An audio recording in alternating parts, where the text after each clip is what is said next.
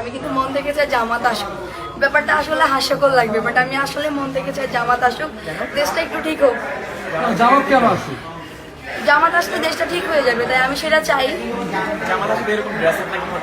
আমি পড়বো না,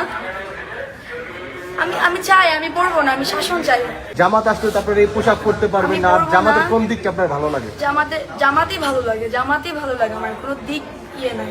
একজন বোন, তিনি তার পছন্দের পোশাক পরে রাস্তায় বের হয়েছেন।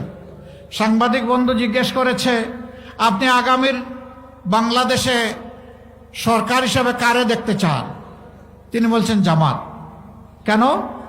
বলে যে জামাত আসলেই দেশটা ঠিক হবে। কয় দেশ তো ঠিক হবে, আপনি কি এই পোশাক পরতে পারবেন? কয় পরবো না। আপনাকে পোশাক বদলাতে হবে, ঠিক আছে বদলাবো। তো জামাতের কোন জিনিস আপনার ভালো লাগে? বলে যে পুরা জামাতই আমার ভালো লাগে। মা বোনদের এই অভিব্যক্তি। এরপরে জিজ্ঞেস করা হচ্ছে যে কেন? বলে যে এখন আমি রাস্তায় বের হতে ভয় পাই। আমি বিশ্বাস করি তারা যদি ক্ষমতায় আসে তাহলে আমাকে আর ভয় পেতে হবে না।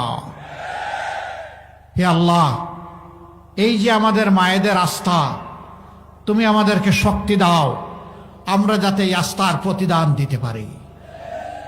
আমরা যাতে মদিনার আদলে এমন একটি শান্তি সাম্যের সমাজ এই জাতিকে